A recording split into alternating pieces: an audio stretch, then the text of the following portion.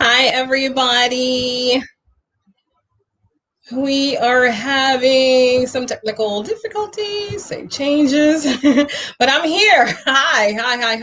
I want to welcome to Loretta McNary Live. We are so excited, and our guest is on her way. She had an emergency uh, crisis that she needed to take care of, so gotta make sure we allow time for that. So I'll just kind of make sure my phone is off and give you some history on her, because when I say she is super fabulous, she is indeed very, very fabulous. And just some of the places she's been critically acclaimed in national publications such as Psychology Today, Jet, Heart and Soul, Essence Magazine, Women's Day, and Black Enterprise. Dr. Gloria is a transformational leader who uses her skills in that area to provide leadership coaching to both non and for profit organizations, as well as for managers and leaders. So, when I said we got a heavy hitter today, we got a heavy hitter today.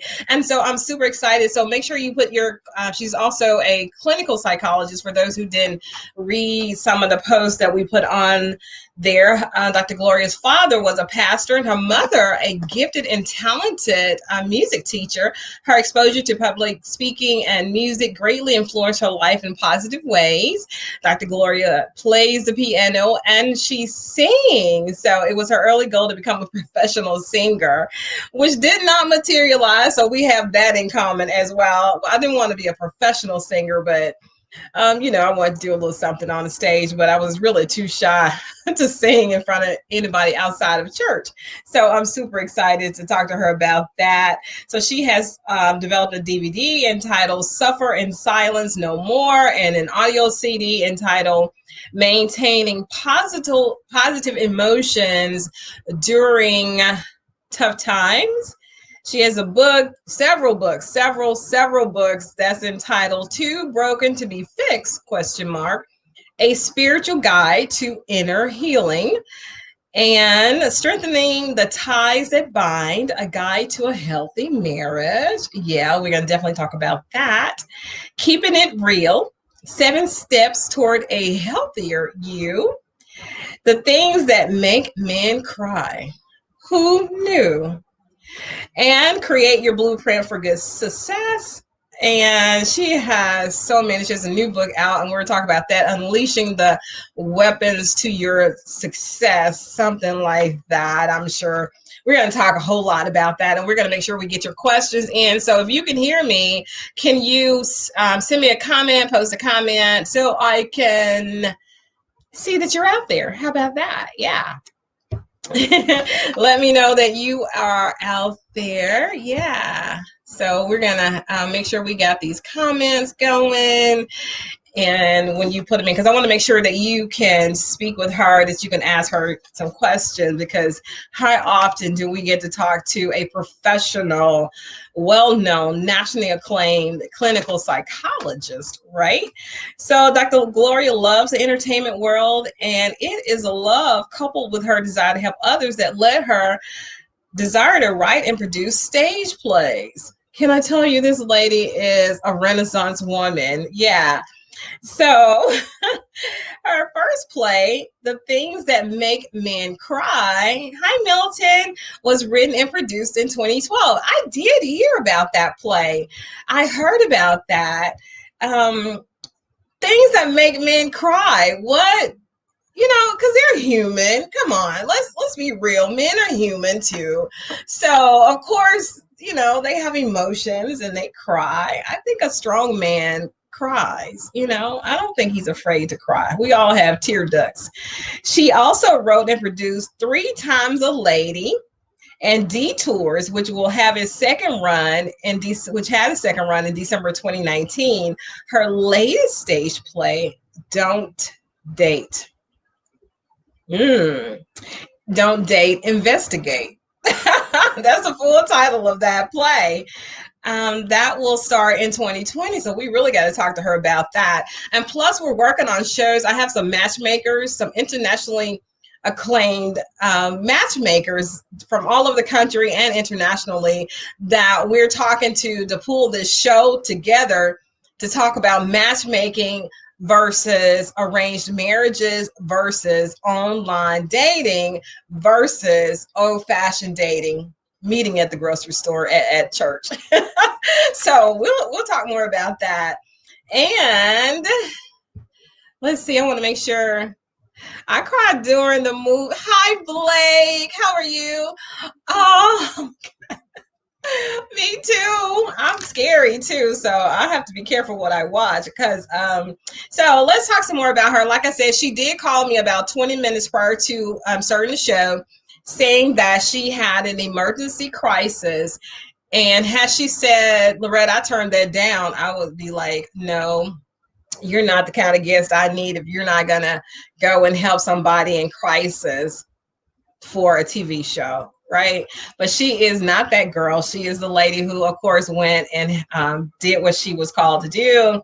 So she's been interviewed on a variety of radio talk shows, including KPFK 90.7 FM talk show, The Bev Smith Show, The Warren Ballantine Show. She's a relationship expert on Radio 1's 102.5 in Atlanta for Marriage Monday, with radio host Darlene McCoy. We know Darlene McCoy. And I agree, Milton. Strong men cry. Strong men cry. Yeah, they do. Let's put that up there. Strong men cry. Dr. Gloria is here, so we can stop talking about her and talk to her. Hi. How are you? I'm well. Woo. Are well worth the wait. Yes, you are worth the wait. Oh my goodness. And surprisingly, we have a ton of men online with us already. Yeah, and we were talking about your play or your book, Men Cry. What's the way? Yeah, the things that make men cry. The things that make men cry. Yeah. So, welcome. Thank you for having me. So we're going to tell you what the show is not going to be about. Me pouring out my personal problems to you. So if I help you, please stop. We'll have a side conversation about all my issues that people think I don't have. Okay. Okay, so let's talk about it. Let's get this. I'd like to start by you sharing a bit about you growing up, you know, the things that you went through that helped you become a clinical psychologist, and being this, everybody wants you on their talk show, radio, TV, podcast lady, and definitely want you as their psychologist. So tell us about you. Well, I am so, first of all, honored to be on your show. You just have an incredible show, and you're an incredible young lady, and I'm just so honored that we have connected. So that's the good news. So I'm a child of the 50s, and thank God that black doesn't crack because I'm 70 years old. No, so, wait, hold on. Whoa.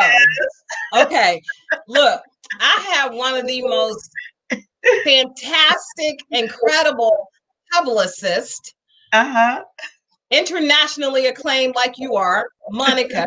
She did not share that, and there's no way I'm going to believe that. But for the sake of, hey, everybody. Did she just say, okay, maybe I made a mistake. 7. Oh.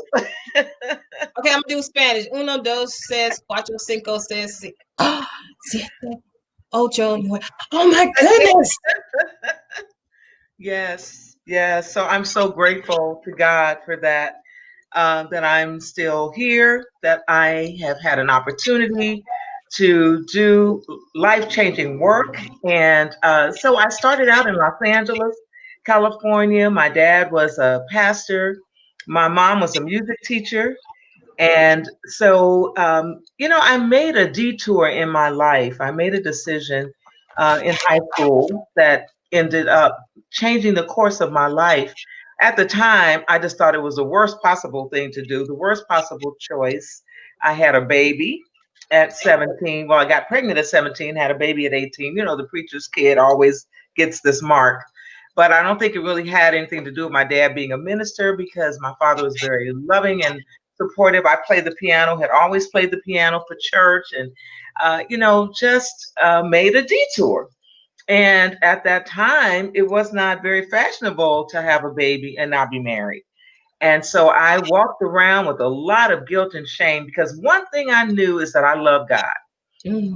felt like I disappointed God, disappointed my family, disappointed myself. I had a full scholarship to go to a university back east. I gave it up because I said, I messed up. I'm going to stay here and raise my child. My parents wanted to take care of him, and I said, no, I did this, so I'm going to see it through. And so, the very, very short story to a very long story was I went through many years suffering with depression, feeling guilty and feeling ashamed, thinking I don't deserve anything better. I did this to myself and had the greatest child in the world. Thank God I did have him because I don't have any other children. And so he was just the light of my life. I spent time, really nurturing him. And I know I couldn't raise him to be a man because I'm a woman in the same way that a man does. But I think I did pretty darn good. And he has done some incredible things. He's a musician. He is just a man of God. He's just a wonderful young man. So I'm so glad he was in my life. But that didn't stop me from feeling the pain of that and Mm. myself as a shame and a disgrace to my family. And so, moving into my young adulthood, I carried that with me. And finally, it caused me to even try to take my life. So at that point, I never thought I would be a psychologist. All I know, I wanted to get rid of this pain. And so I was at work. I didn't leave a note. I knew my parents would take care of him. And I tried to kill myself, taking an overdose of pills. And the way God would have it, God has such a sense of humor. The pills I picked up ended up being, instead of the painkillers I thought, they ended up being antibiotics. And so all I can say, I don't think I had a cold or flu for about 10 years. And that you can laugh about that now. Oh So my there God. was no so you beat yourself over being a teenage mom and Yes. feeling maybe were you feeling like that was it? You weren't going to do anything better, and Steve, your son, deserved better than a teenage mother. What was? Yeah, well, I really thought that my life, in terms of me being able to have the traditional family and to have, the career, go to college and do those things, that it was over. And I always wanted to go to college. And I was a musician. I always really wanted to sing. And so I couldn't leave my son behind to pursue certain things. I gave that up. And so that pain of not really reaching my fullest potential at that age was really difficult.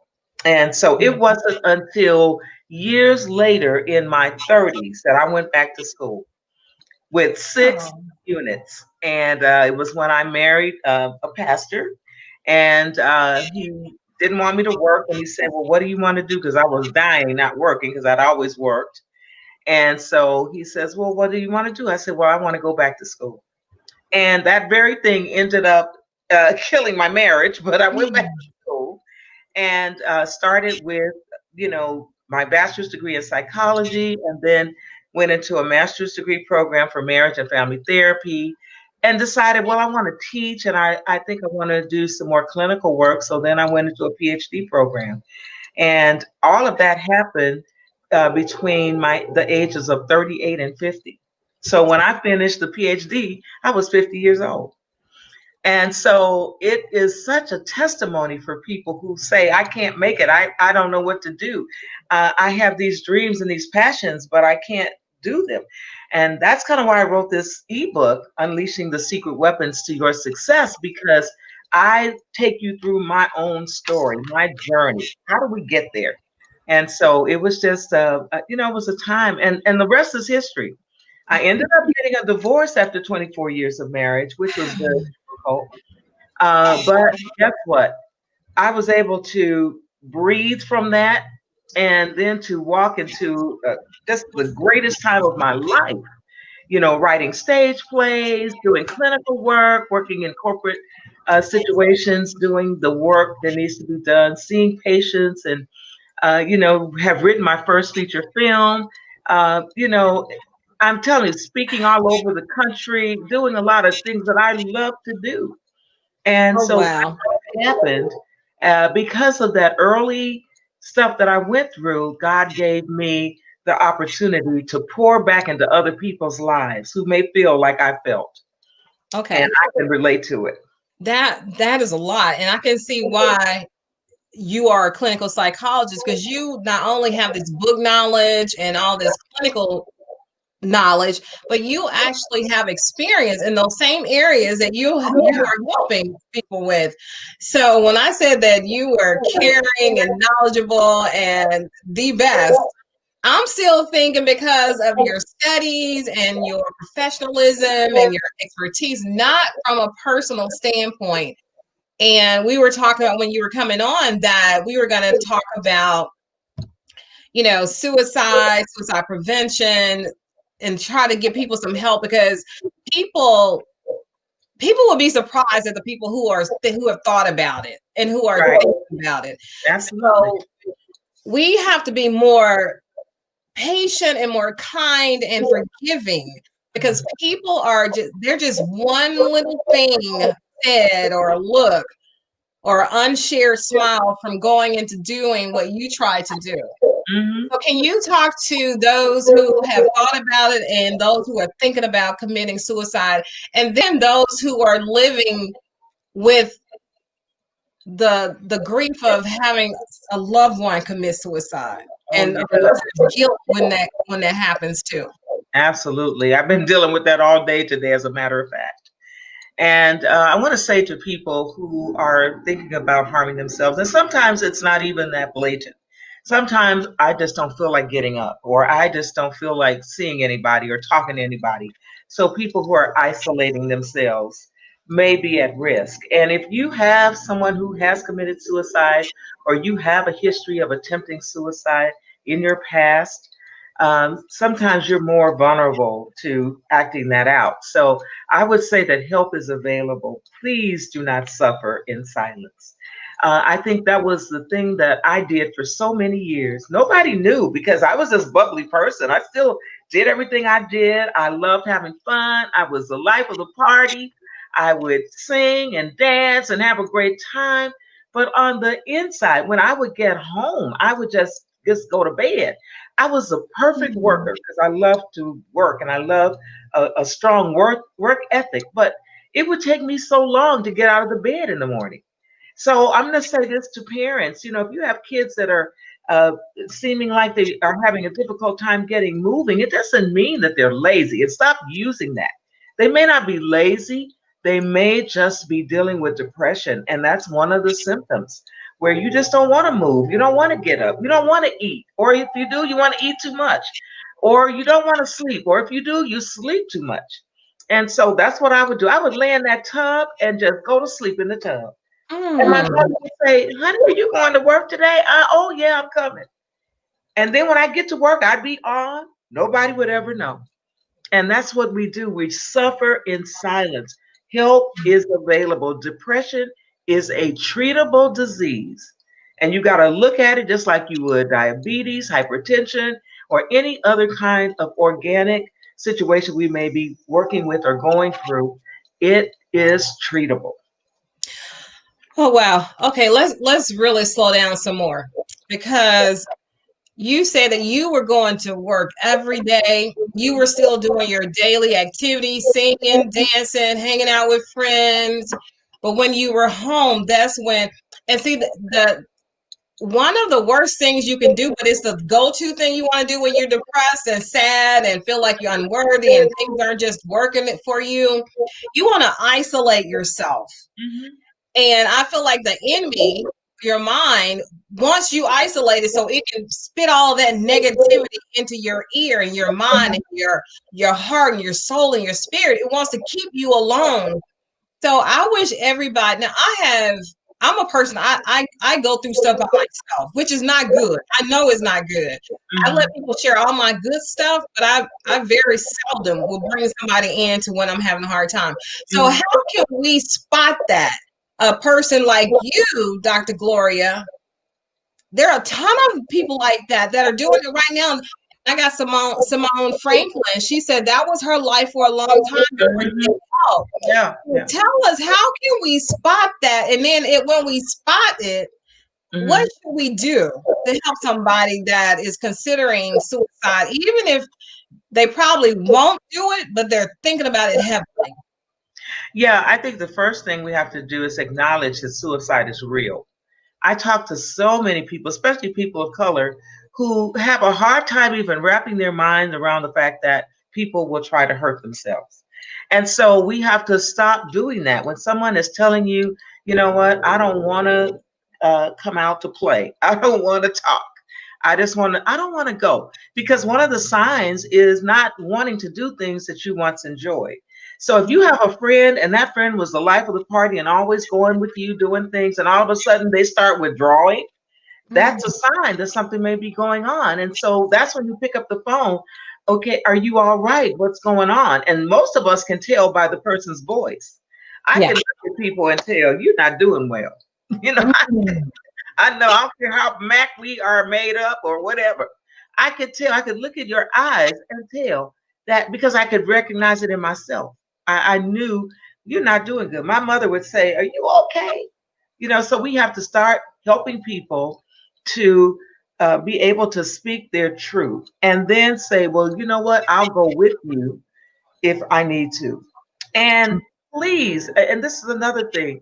Sometimes when a person says they want to go home to be with the Lord, or they, you know, they just wish they weren't here, that's a sign. Don't just ignore that. I would say to that person, if you don't get help, I'm going to call 911, because I'm not going to let you go out on my watch.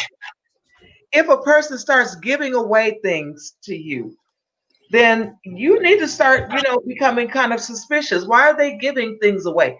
We had a young man here in Southern California. He was 20 something years old and he started giving away all his tennis shoes. The next thing we knew, he had gone to one of the high rises in downtown Los Angeles and jumped. A young African American man in the church. And so when someone's giving away things or acting oddly or very irritable, that's another sign. People are very irritable sometimes when they're dealing with clinical depression. Mhm. Always argumentative. Stop writing them off. It's just like what I'm saying about Kanye West. You know, everybody's, you know, up in arms about what he's doing politically or whatever. I'm up in arms because he needs help. Yeah. He needs help. And because we are making jokes about him and doing all those things, we need to be really praying that he gets some help. Definitely. I agree with that because it's so easy to jump on a bandwagon and, Yeah, think that, just because he has all this money and this notoriety and the fame and fortune, that he doesn't hurt like we do. Well, absolutely. they do. They hurt like we do. And Absolutely. then when you want to put them down because they have money, money does not prohibit pain and sorrow and grief and depression. It How many adds people to do it. we how many people do we know with money who have killed themselves? Yeah, all the time. I Yeah. mean, super wealthy people have killed themselves, and some hit the media and some don't. So I want to tell everybody, thank you, everybody that's on here. I appreciate it. Thank you for sharing, get people on. Thank you for your comments. We're going to get through those, but I also want to let you know that I talked with Dr. Gloria last night, and I asked her something I'd never done before. But I said, "Hey, Dr. Gloria, I just feel like I need you to come on at least 2 more times." And Dr. Gloria said yes. So we won't be able to cover everything today, but we know there's help and that I'm dedicating this show to helping us because, people that were okay prior to the pandemic or were still struggling silently, this pandemic has brought all of that stuff out. The pandemic, the civil unrest, people losing their jobs, and oh my God, it's so much that people are going through. So I can see a lot more of that happening, and we Yes. cannot forget our kids. Right. I mean, Right. young kids are committing suicide, preteen. Yes. and or trying. So we have to really understand. We just can't go off because people are doing something that makes us upset or we think they shouldn't do. We have to be more gentle and more kind. So I kind of want to transition from the suicide topic just for now, but I'll make sure we leave your information on how they can reach you. And we're going to do at least 2 more shows on mental health until we can get to a healthy state of mental health. And hopefully that day will come. We don't really have to do these shows, but until then, I want to do them. So Kim Lamb says, hello. Hey, Kim. Thank you so much. Simone said her friend asked her right out, hey, are you thinking about suicide? Kim, what was your answer? I really want to know. What do you say if somebody asked you that? What did anybody point blank ask you, Dr. Gloria, if you were considering? No, I was able to mask it so well until people did not know. My parents, well, I wrote a book about it, and my mother, when I told her I was writing this book called "Keeping It Real: 7 Steps Towards a Healthier You," and my mother said to me as I was sharing, "I'm going to be saying something in this book that I haven't told you, so I need to tell you." So I sat she and my dad down, and I told them what was going to be in that book. And my interestingly, my mother says, "Wow, I can't believe that." But my dad said, "I knew it," because they actually had to take me to the hospital and I got my stomach pumped. But I was so smart at, diffusing the whole thing until I just said I accidentally took too many pills. And so when I got to the hospital, I somehow knew what to say. I don't even know how I knew what to say, but I certainly did not admit to trying to harm myself. So I said, I just took too much medication because I couldn't bear to say that in front of my parents. I just knew that would have killed them. So my dad says, I knew something was wrong. And I was shocked that it was him instead of my mother, because my mother, I was close to both of them, but my mother, and I talked more. And so I was just surprised by that. Well, I'm just really concerned about people who can mask it so well. And that, like me, when people talk to me, they always want to share. I don't get a chance to share because, I'm always the one that's the sounding board. So I know I need somebody that I can trust to be a sounding board. And maybe one day I'll find and make some time for that. But I take that very serious, right? But when my friends who pretend nothing's wrong, because I'm in tune and I'm in the moment when I'm with people, especially my sons, I know when something's not right. And it's not as bad as suicide thoughts, but it's just sadness. But sadness and unhappiness leads to those kind of suicidal thoughts. So we have to, pay more attention to people. Yes, and the people in our homes are the ones that would pick it up better than anyone else. Because, when you're out in the public, we have a public self we wear all the time. People wouldn't really, because they don't know us. So they only know what we want them to see. Yeah. But it's those people in your house sometimes that see different things, but they don't know what it is and they don't know what to do with it. And sometimes because we don't know what to do and with something, or we don't know how to call a thing, then we just ignore it. And I think that's what happened. They would see me in that tub sleeping all the time. They see me sad. They'd see me crying, but they didn't really know what that meant. And come on now, if I'm 70, my parents would be my mother and father would be in their hundreds if they were still here. Yeah. So they didn't know what to do with this. I can't believe you're 70 and you keep saying that. But okay, we'll deal with that. So Monica, she's part of the team here, Loretta McNary Live, Loretta McNary Show, because Dr. Gloria has so graciously said that she would give away 3 of her ebooks.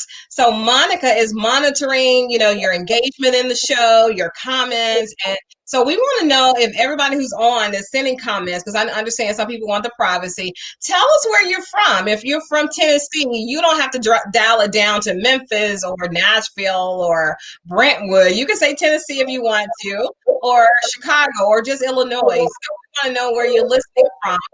And I have another comment from Tanika. She says she's heard it's hard to reach out. They feel embarrassed and ashamed to admit it. So do we need to be more of a safe place for people? Yeah, but sometimes even with that, even if you are, again, Tanika is absolutely correct. People feel a sense of shame and guilt. I did. I certainly didn't want anybody to know how I was really feeling. And so there comes a time when you, as a friend or a family member, just have to just sit with somebody. You know, just you may not get, they may not want to talk or they may not want to say what it is. You just have to speak for them and say, you know, I see you're going through. I'm gonna call for you. I'm gonna get some numbers for you. We're gonna get on the other side of this. And sometimes you just have to push and push until they hear you. And then if you become really concerned about somebody, you can always call the non-emergency number of the police department. I know it's scary to think of calling the police because sometimes, they don't always come in the right way. Yeah. But you call the non emergency number and tell them these words: I have someone who is in danger of harming themselves. I would like for you to do a safety check. They have to come out and check on that person. And that's sometimes that can be the difference between life and death. And I tell people all the time, if you're struggling with a family member, they won't take their medication, they're acting in ways that's very bizarre, stop what you're doing, call for help. I have a Yeah. young friend right now, her parents were killed by her brother who had mental illness. They were trying to help him instead of, insist on him taking medication or helping him to get some type of help. They said, we're going to let God help him and we're going to just provide scripture and we're going to pray. Well, I'm going to tell y'all something. I love God and nobody loves him and depends on him more than I do. But I've told everybody, if I get sick or if I start acting like something that you've never seen before, you all pray all the way to the phone and call 911. Amen. Amen. And I want to give out the National Suicide Prevention Hotline. And they even dial it down to state hotlines and county hotlines. It is a thing, y'all, because it is so out of control because people are so sad and so depressed. And whether it makes sense to you doesn't matter. This is how they are feeling. So we can't discount it. Don't say you too young or you got everything going on. How can you be Mhm. depressed? Well, honey, ma'am, sir, you are not the therapist. You're not God. So please get them some help. And so the 800 number is 800 just write it down just in case. 800-273-8255. That's the National Suicide Prevention Hotline. Because I wanted to talk about those who are left behind with the guilt of it. You'll outguess yourself every time. Mhm. Sometimes, no matter what, it's just going to happen, Right. unfortunately. But you don't want to be the one. Just try to do what you can. And it's not your fault if it happens. But and don't you got to get help too. If somebody you know has committed suicide, your child, your husband, somebody, a friend, somebody at work, you need to get some help too. Because you Yes. will beat yourself up and say, I should have, I would have, I could have, why didn't I? So Mhm. we don't want you living like that. We don't want that to happen. Seek out some help. Clarence Bendis from Collierville, Tennessee. So yay. So let's kind of switch it because you have a book coming out. And you also have a new show that you're doing. Yes. So Y'all pray for me. you got it, girl. You got this. So still, if you got questions or concerns and you don't want to put them on this comment thing, thank you. Okay, thank you all for the hearts and the thumbs up. You all are going crazy with that. I'm seeing all this stuff behind the scene and everybody. But thank you so much for the hearts. I'm not doing it for the hearts, but I appreciate it and it means a lot. So let's transition to your book. And Okay. let's give a couple of tips, something. Yes. And I kind of added your title and I said in a pandemic, but really, this is for any time, good times, sad times, abundance, lack, Mhm. whatever. So, talk about that new book. Well, I'm so excited because it actually was birthed out of the pandemic. I was furloughed off my job for a couple of months, and I was so excited. I said, now what do I get to do? And so I used that time to create an ebook. I have a business partner, Marion Marie, and she was very instrumental in definitely encouraging me to make this the time to do it. So we did. And the title of this book is Unleash the Secret Weapons to Your Success. And, so many of us made resolutions in 2019, and we were going into 2020. This is a year of perfect vision. And so, what has happened? We've had a lot of things to happen since we started in January. And so, what I wanted to say to people is you can use adversity as an opportunity to discover those secret weapons that you have inside. All of us have them. Now, we just may have different degrees of them, but we all have them. We all have vision. We all have purpose. We all have gifts and talents. They may be different, but we all have them. We all have creativity and we all have spirit. And those are all of the gifts and talents and all the things that we have on the inside that will help propel us to live our best lives. And so you should be spending your time learning how to activate those secret weapons. And you've got to first identify that you have them and then definitely activate them and then fire them. And so that's what I did. I fired my secret weapon, and especially with creativity and spirit. And I decided that I'm going to do some things that I think will be a blessing to other people. And when you are blessed, everyone else is blessed too. And so I am so excited about helping people to look at the four barriers to you living the life you want to live, you know, and I call it the saga syndrome. So sadness, anxiety, guilt, and anger get in the way of us living the life that we were intended to live. So we have to really work on those things for the rest of our lives so that we can walk in our greatness because it's there for us. And then because of COVID-19, there is a companion ebook that's entitled Maintaining Positive Emotions During Tough Times. And you get that as a free gift. So that's how I got to this point of writing the first ebook. I have several books I've written, but this is the first time I've used, social outlets to do something like a book. And I enjoy this very much. So you have a ton of stuff going on. You're writing books, you're writing plays, you're doing ebooks, and then you have your professional your office where you treat clients and people. And I'm sure you have friends that pull on you professionally too, and family, and Yeah. your little sister. So how do you balance all that? Because I hear people say, "Loretta, I just don't have time, and I'm tired when I get home." I don't know what it is about me. I think because I got such a late start, I think I have just had this wind of energy that has propelled me to do what I need to do. But I will tell you this, I do know how to play.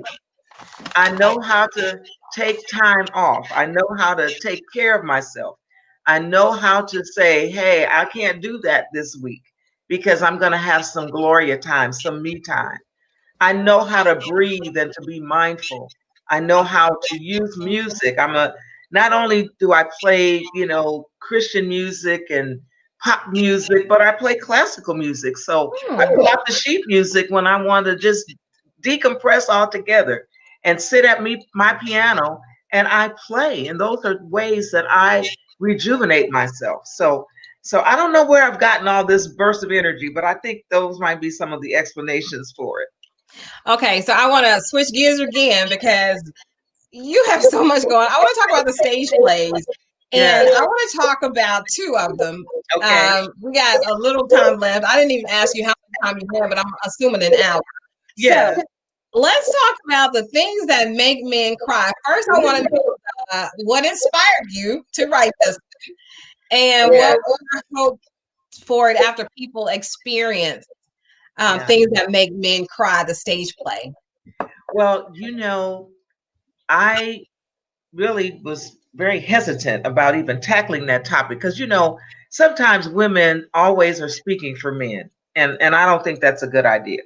So I was working with one of my clients, and it was a couple, and they came in, and I first let them tell on each other really good the first session, and he sat quietly as she talked and talked and talked, and he couldn't say a word. And so, I said, well, because once I see them together, then the next session I split them up so that they each can give their own perspective. So I did him first because he was so quiet. I said, I better see if he's okay because she was just pouring it on. She had accusation after accusation, what he's not doing and blah, blah, blah. She had everything. And when it came to him, he couldn't even speak. He couldn't even say what his issues were with her. So I sat down when he came, and before I could open my mouth, that man started bawling like a baby. I could barely contain myself. I was almost crying with him. I had this lump in my throat because all I could do was feel his pain. Yeah. And when he did speak, he says, I love my wife, but she doesn't believe it. There's nothing I can do to fix the problems that we have. I feel helpless. I feel like I can't do it. So he continued to talk. And so that night when I got into the shower, it was like the Lord just said, the things that make men cry. And I decided because I don't want to speak for men. And in fact, I'm one of those girly girls that really value men. Yes, And me so too. I said, I want to have a research project. So I interviewed in depth 13 men, and who inform me about the things that make them either cry externally or internally or both. And it was so heartfelt. We audio taped all of their comments and their stories, and so I left there saying, well, what am I going to do with this? I didn't know what I was going to do with it. So the first thing I did was wrote the book. And Bishop Eddie Long, who is a dear, dear friend of mine, he had me come speak at his church, and I talked about the things that make men cry. And I asked men this question because one of the things that make men cry is being away from their fathers or not having fathers in their lives. And sometimes when a father is in a man's life, because he's all about, responsibility, discipline, you know, do this, do that, don't do this, don't do that. And so sometimes the relationship doesn't get the same kind of nurturance that a boy will get from his mother. So I asked men who were missing their fathers to please stand. And if you know New Birth, it's a church with thousands of folks. And at least 1,000 men stood up and were bawling. And I said, I was just again overtaken with emotion because I didn't realize where this was going. Mhm. But what ended up happening with it in the book, I provide some strategies for men to deal with their emotions. We have their stories, and then we have the strategies for them being able to stop suffering in silence. And so Mhm. I decided, someone said, you should write the play. And so I did, wrote the play. And I'm telling you, that play has been such a blessing. We've done it about 6 times already Mm. because people just love it. And it's staged in a barber shop where men go to coalesce. And it's a men's opportunity. And so men were walking up to me in the theater crying. I said, "Oh my gosh, what are we doing?" And so I know people were free. So many men thank me because so many times men get shed in a very negative light. And I showed their humanity and some of the things that may be really going on with them that may cause them to behave in some ways that we even as women think is not appropriate. There may be something going on that we don't even know. So Right. that's the story, and I'm sticking to it. I absolutely adore that, and we'll have to address that again. But I want to talk about the other state. Well, I'm getting some feedback, and I think I may have my mic off something. So let's talk about the other one. Date, don't date, investigate. Ooh, yes, now that's coming. I've already written the play, but I'm going to be writing the book too. And it's the premise is, I've been watching people go through this dating cycle, and everybody's so excited about, being with somebody, dating, hee hee ha ha, going out, having a great time, and then getting married and not know a thing about the person. All you know is it felt good. Mm-hmm. You talk to Mm-hmm. people, it felt good. I don't even do premarital counseling for people who already have a date Hmm. because men who Men and women who have a date, they're already decided that they're going to get married, even if they're not the best, partners to get married. So Oh. this play in this book is going to focus on something very different, because I know when everybody hears the title, they're thinking, "Oh, she's going to tell us how to investigate a man or how to a woman," right? No, I'm going to teach you how to investigate yourself, because if you know who you are, whose you are, what your gifts, talents, skills, and abilities are, what your goals and objectives are, what your own aspirations are, that will determine how you select somebody to be in your life. And if you don't know that, you're going to end up with somebody, and one day you wake up and you may learn who you are. And then you're going to look Oh. at that person in the bed and say, "What was I thinking?" Because you didn't do that early work for yourself, on yourself, to decide who you are. And that's what I had to do even after a divorce. I had to go back and start thinking, who are you? And I realized that I even dummied down to make somebody else feel better. Oh my God. Woo! Wait a minute, Dr. Look up my feet. You stepping on my toes.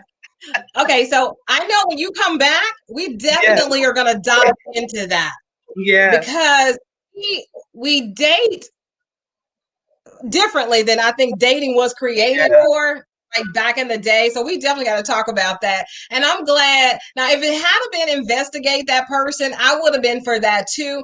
But I'm really excited that it's something different. You got to investigate yourself. Why are you wanting to date this person? Why do you want to marry? Who are you? right. Oh my Yeah. goodness, And you that can't would be investigate. crazy. Yeah, you can't even investigate the other person until you investigate yourself, because you don't know what you're looking for. Oh my goodness. You don't even know which area to look for. Okay, hold on, hold on. Oh my goodness, you just hit on something. Right, because you know what? Most women will say, I want him tall, dark, handsome, and wealthy with a good job and love Yeah, Jesus. Well, you can, that doesn't tell me a lot about the person. And then no. a man, what are you looking for? What do you want? You want her fine. You want to make sure she can cook and that she's cute and that she pleases you and she knows how to act. She doesn't embarrass you. She supports you. Well, that's a lot. Yeah. Do you But really know why you want those things? Do you want her absolutely. to be all that because you want her to make you look good? Well, honey, if you going just on looks Yeah. or somebody's income, well, it's a whole person behind. As Monica said, it's a whole person behind them. That's right. That's right. And if you don't, we find that women, especially women, can find themselves so lonely. You should not have to feel alone all the time. If you're doing your self development, you're busy getting to know you. I know Gloria. I know me some Gloria. And I'm telling you, it has affected the way I even pursue in a relationship. It has Mm. changed the whole dynamic, because I know me. I know what I want. I know what I don't want. I know where I'm headed. And I know who I want, what kind of person needs to be with me for me to get where I'm trying to go. Ooh, wait a minute. What you just say? Yeah, you need to I know the know kind of what kind of person. person I need for me to get where I want to go. That's right. Because And guess it's what? beyond that superficial stuff, right? It is. It is. It is. You need somebody that's an encourager.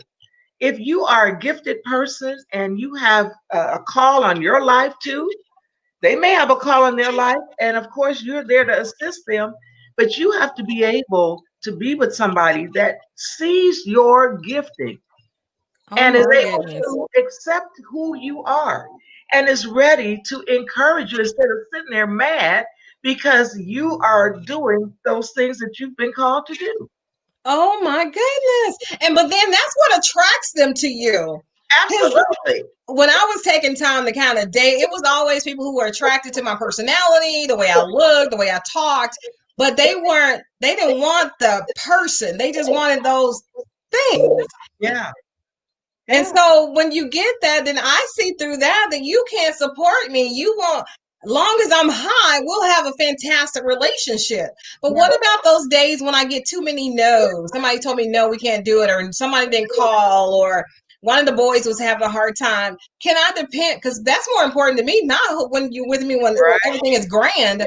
I need somebody who knows how to, number one, see, I can't fake them. I can't say everything's okay when it's not. Right. Number two, they understand it and they'll talk me down and say, Loretta, I know it's not. I know you're going through this. Won't you just deal with it? Come on, honey. Let's just sit and talk, or let's sit and be quiet. I need somebody who can put their foot down, even when I tell him that doesn't work for me. Yes. But that's what I want, a strong man. Right. Yeah, but don't do it because you the man, though. Do it because you know that that's truly what's good for me at that time. Yes.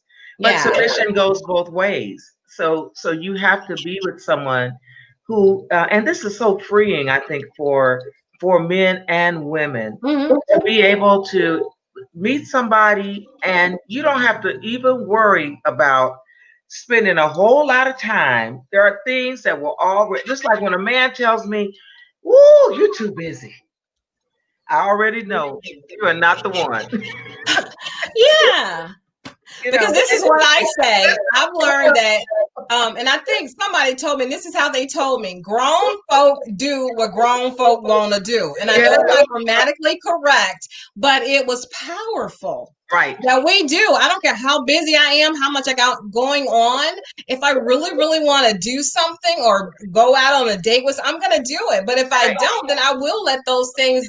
I'm not making up anything. I am busy, but I will take the time and share that time. So when somebody tell you they're too busy, that they're saying, I'm not going to make time for you. Absolutely. And see, here's the thing. I got a message dropped in on me this morning because the Lord's been really working on me. He's really been working on me. So he said to me in my ear, he said, but you have to be willing to meet somebody halfway. Okay. Because I was just, nope. You said, nope. He says, no, you got to be willing to meet somebody halfway because you are really busy. And maybe some of that is because you don't have to report to anybody or do anything if you don't want to. But you're going to have to be willing for that person that's right for you.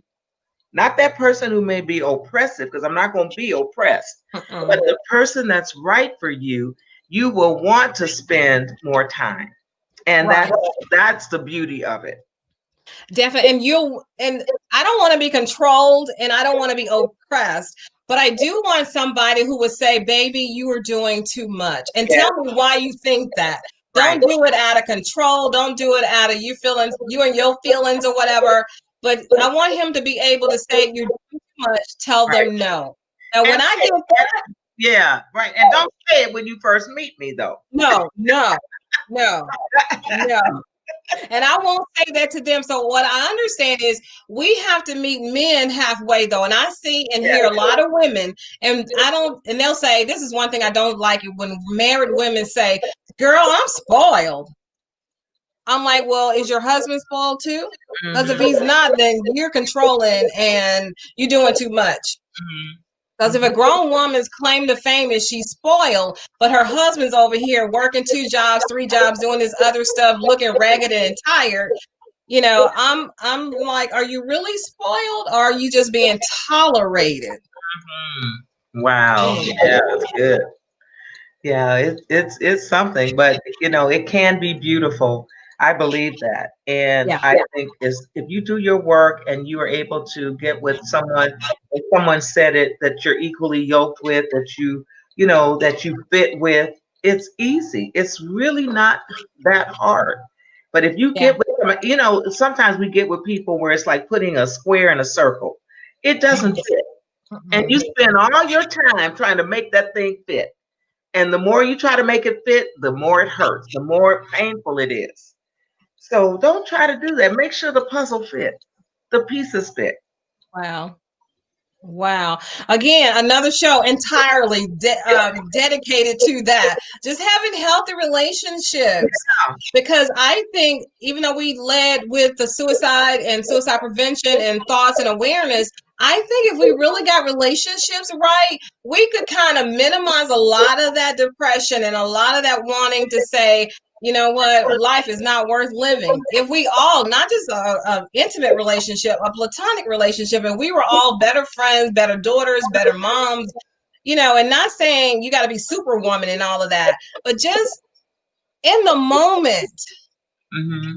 you know, realize that people are important to us and we don't want anything to happen, and we don't want to be that person to bring somebody down and to not and to miss a note that is truly important. Oh my goodness, we only have 4 minutes. How can they find you? How can they find you? How can they get the book? I'm trying to lead everybody to my web page, and it is a brand new me with Dr. Gloria. A brand new me with Dr. Gloria. Please like that page because I keep a lot of information that I'm doing right there. And then you can go to gloriamorrow.com. gloriamorrow.com and get that ebook. It's $9.99, so you can't beat it. So get that ebook. It's loaded with information to help you navigate your life to your greatness. And it also has a free gift for you to have. And so I'm easy to find. Yes, she is. Yeah, and be patient with her because Yeah. she is trying to get to everybody. So be patient. Don't say, "Well, Loretta, I emailed Dr. Gloria, or I got on her page," and I'm like, "How many times?" Because if you got to flood her page, then you do that. Quit saying, "Loretta, I called you one time." Well, you don't have my number. Just Yeah. one time is not enough, right? Yeah. Yeah. Stop giving up on relationships. Stop giving up on your dreams because that one time is not enough. A Right. 100,000 million times is not enough. Keep doing it if you know in your heart that's what you're supposed to do. So people are really coming. They're really sending these hearts. We got to wind it up. Um, Everybody, please share this video. Please like her page. Please find her, buy her book. It's an ebook. We're going to choose 3 people that were on here and engaged in our conversation to give free books to. Dr. Gloria will be back. I promise you. She gave her word. We don't know dates yet, but she's going to be back. We might knock them out 3 in a row or something. I don't know. We'll talk about it. But All right. Dr. Gloria Morrow, you are truly, truly a gem, a jewel, a diamond, a blessing, a gift to all mankind. Thank you You so much. are. And I appreciate you so much. And I'm proud of you. I want you to know that you are just an incredible person. And I love your level of integrity and professionalism. It has just been a joy being on your show. I'm a big crybaby. I'm gonna save the tears. I'm gonna save the tears. So I have this thing that I say in closing, but I want to share your quote because I could really relate to that. And her quote is, she says, "My greatest accomplishment to date is her ability to be comfortable both giving and receiving love to and from God, her family, her friends, and the communities she's blessed to serve." Is Mm. one thing we can all give love, but I think givers find it very, very difficult to accept love, even from our Heavenly Father. Yes. And I'm just I saying love because I love. know. Look at you. I want to talk to you about that. So anyway, I know we got to go. I know we have to go. So in closing, this is what I normally say. Um, think positive, dream big dreams, help someone along the way, and we'll see you very soon. Yeah. Bye-bye, everybody. And thank you so much for watching.